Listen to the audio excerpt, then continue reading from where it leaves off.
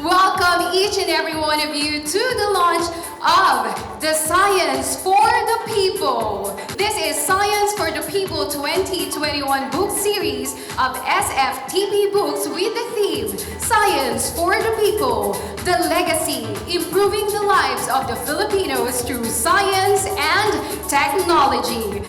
Ladies and gentlemen, the leader and the father of DOST, let's give it up for Secretary Fortunato D. De La Peña. To our authors, Ms. Rubina Gocongweipe, Ms. Maret Poliosco Bautista, of course, the family of our beloved Brenda Nazareth Manzano, our Undersecretary Rowena Cristina Guevara, Undersecretary Sancho Maborang, Assistant Secretary Lea Buendia, Dr. Josette Bio, and Director Ernesto Granada. Our good friends from the Philippine media, guests, ladies and gentlemen, a pleasant day to all of you. The Science for the People book series started as a pet project to aid our long ambition of telling the story of science and technology on a personal level. I would like to thank our book authors. I already to their name, Ms. Rubina Gocongwei, Ms. Maret Poliosco Bautista, Yusek Guevara, Asik Buendia, Dr. Bio, and Director Granada for sharing creative talents to this project.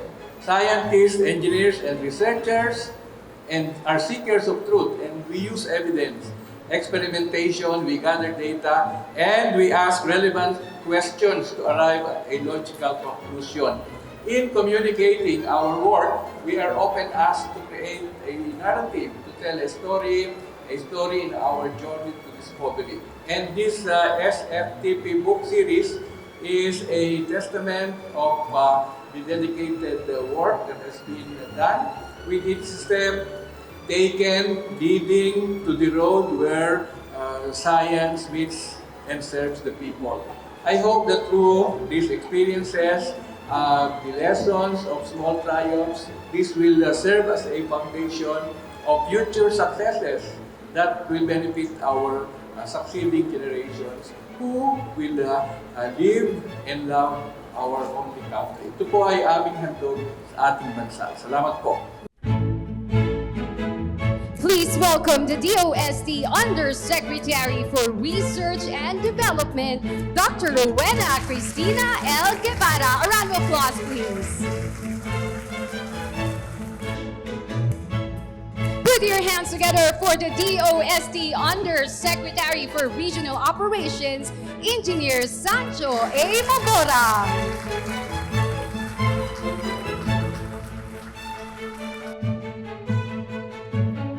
Please welcome the DOST Assistant Secretary for International Cooperation, Dr. Lea J. Buendia. Let us all give it up for the Director of DOST Science Education Institute, Dr. Josette Bio. We're glad that you can join us. Please give a big warm round of applause to Ms. Maret Poliosco Bautista and Ms. Rubina Gocongweipe. Also, to complete the roster of our authors joining us live via Zoom, please welcome the DOST Region 8 Director, Engineer Ernesto Granada. Thank you for joining us today, Engineer Granada, for giving us your time. Even if it's virtual, it's not less the fun and it's not less the significance, sir. Thank you. Para po sa ating lahat.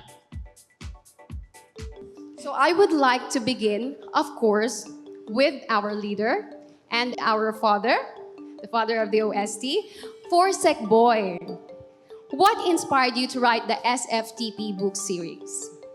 The officials and all the employees of the Department of Science and Technology has worked hard, and I observed this firsthand during the last 5.5 years doing the respective roles. And I thought that the experiences should be documented, not only to have some memories for the institution, but also to serve as a guide for whoever will continue our work. So this inspired me to have this book series, and of course for the general public to have a better awareness of what it takes to bring science to the people. That's really great. It's not just for memories or documentation, it's actually for the next generations to benefit it. This question will go to Yusek Guevara.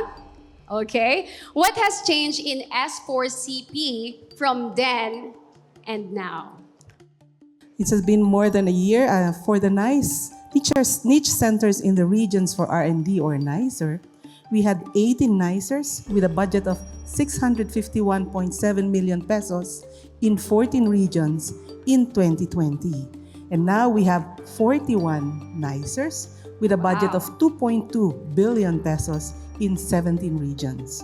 For the collaborative research and development to leverage the Philippine economy, or CRADLE, we went from 27 projects among 19 HEI RDIs and 27 partner companies with just a total budget of 118 million pesos in just 6 regions.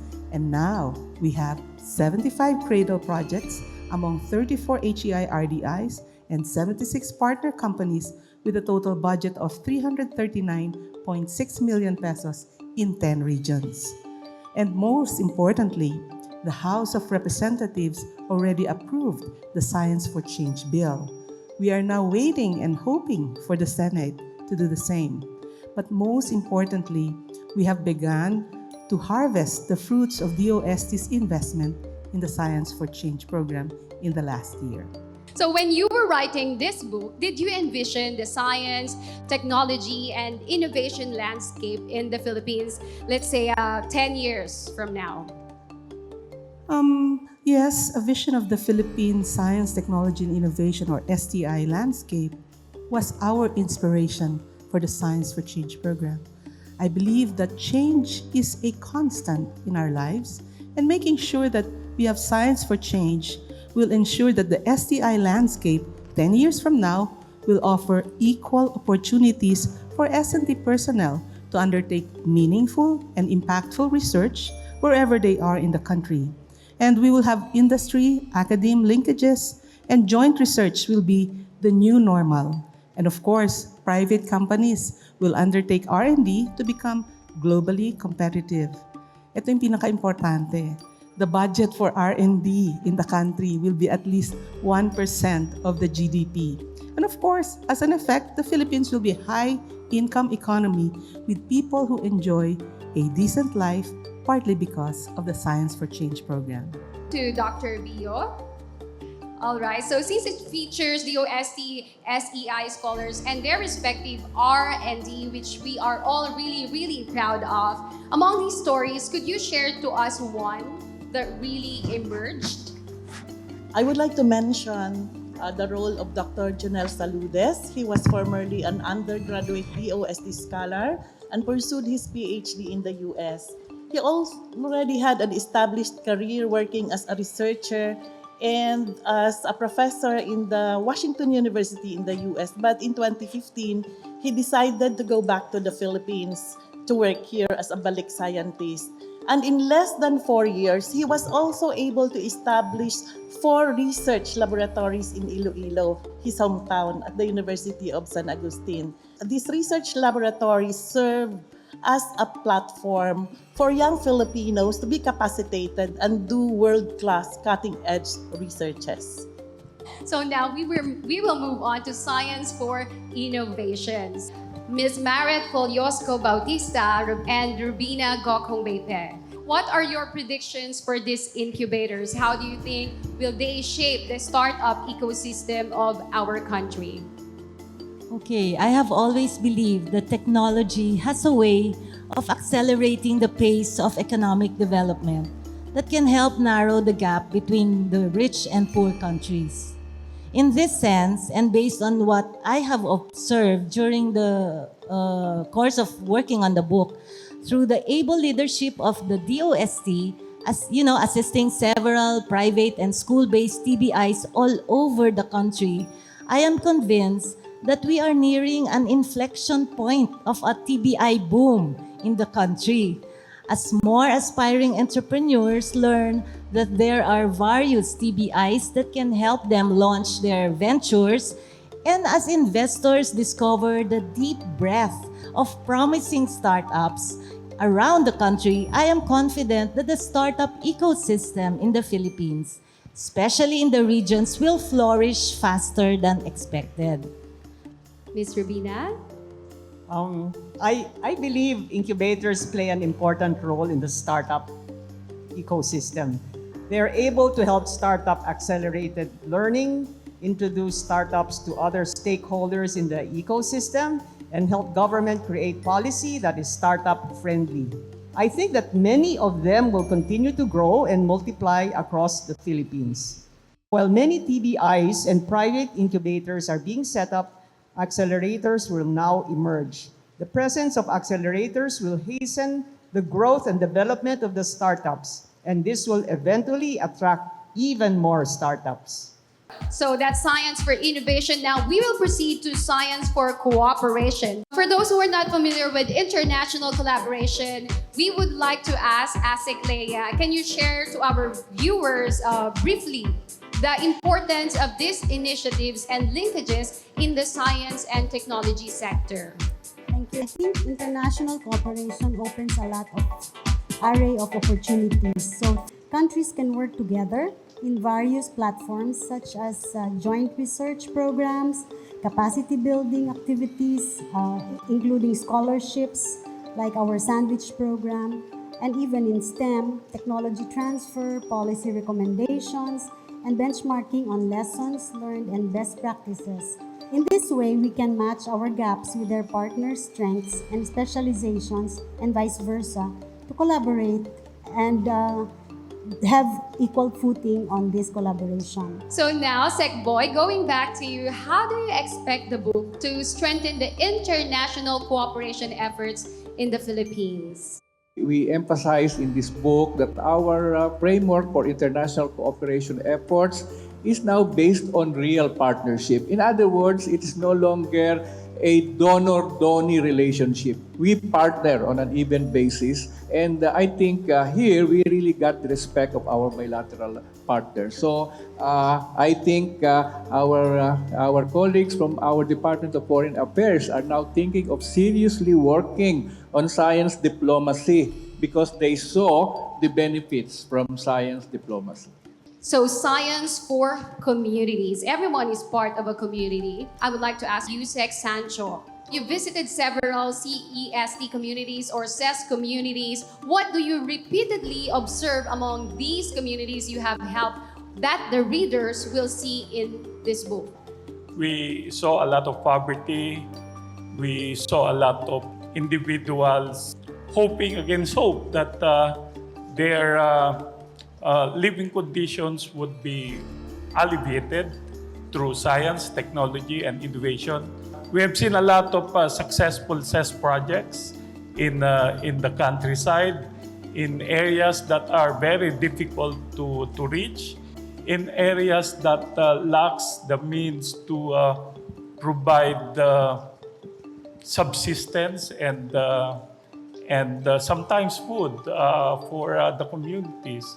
We know that they're in tough situations, but it's good that you are really empowering them. And how do we do that? As they say, where there is science, there is hope. So we've asked the questions and heard the stories behind each book. Now we will get to see what the books look like. Let us watch together the unboxing videos from different partners and stakeholders of the OST. Let's watch this all together. Wow, science for change. This is really what we need sa ating pong development objectives. Applying science for change. Change for innovation.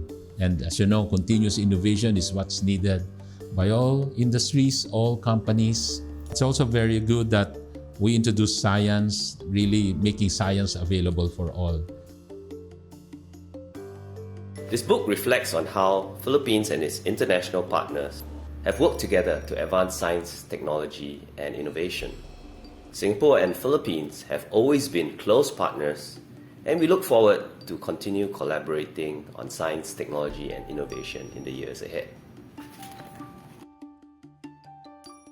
Napaka-importante nito kasi by telling our stories, it will also guide us to the steps that we need to take in the future and for further making this community, scientists and researchers in the Philippines, stronger, better, and happier.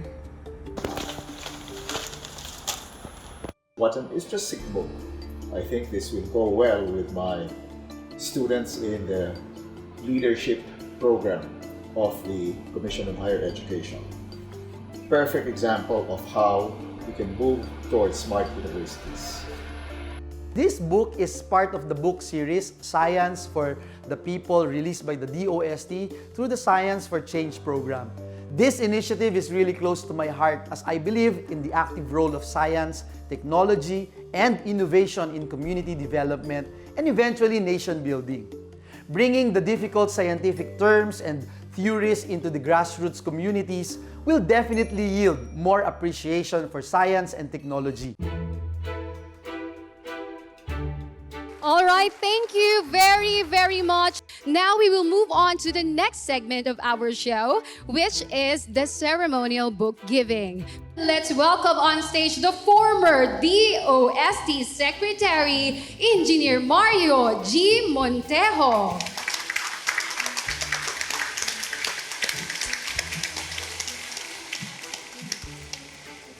So now, let's call Mr. June Bautista and Attorney Perry Pe.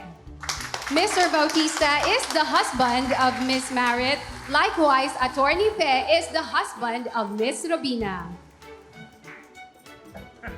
And now we will ask Sec Boy, Miss Marit, and Miss Robina to hand over each Science for Innovation book to Attorney Pe and to Mr. Bautista.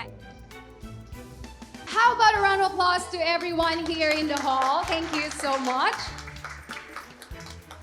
We also handed books to significant people in our authors' lives and careers. We now present these books as gifts to share the legacy of the hard work and efforts of the DOST family in making change happen, and that is through science, technology, and innovation. So everyone, let us watch this.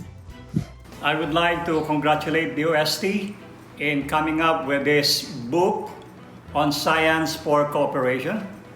I think this book will be greatly useful in advancing the Philippine SNT agenda through international or global cooperation. This is very timely because of so many challenges confronting our nation, such as rapid changing technologies, the lack of food security, and the COVID-19 pandemic, and also because of the emerging and re-emerging diseases. There is a need to promote the importance of science and technology for human development. The book showcases SEI's milestones and accomplishments as told from the perspective of the scholars and beneficiaries. And as a product of DOST SEI, I hope that the stories within this book help young Filipinos gain more interest in the field of STEM or science, technology, engineering, and mathematics.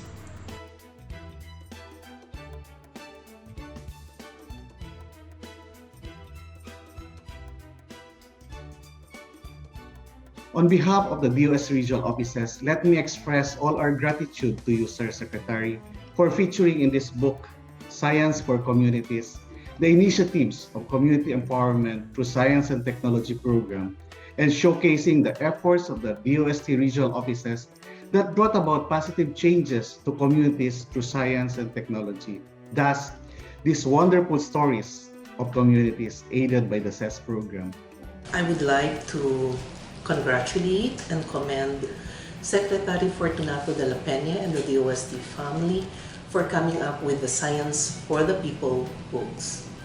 Thank you to DOST family, Secretary de la Peña, Yusek Rowena Cristina Guevara, Yusek Sancho Magorang, and Yusek Renato Solidum for acknowledging the contribution of my late sister Brenda in the CEST program and highlighting the wonderful stories of communities in the CEST book. We are deeply honored for this gesture as this will become part of our legacy.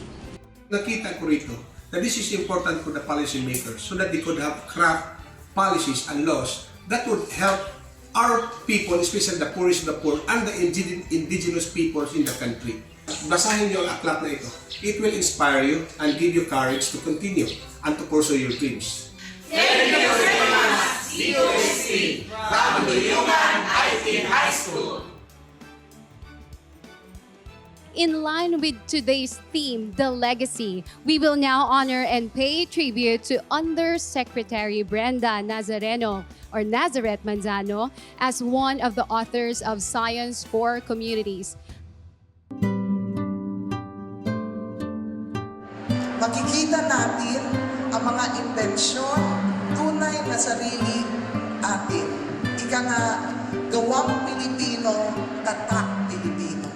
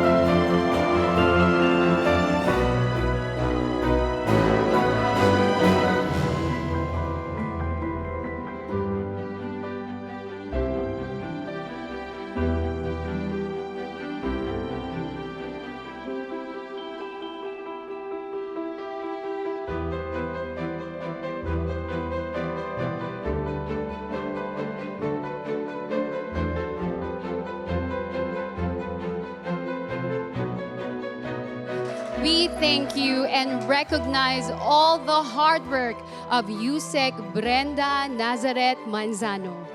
Once again, congratulations and thank you so much to our authors. Thank you for tuning in. Again, my name is Angeli De Los Reyes. Enjoy the rest of the day. Isang makakalikasan, isang makabuluhan at makasensyang araw po sa inyong lahat. God bless.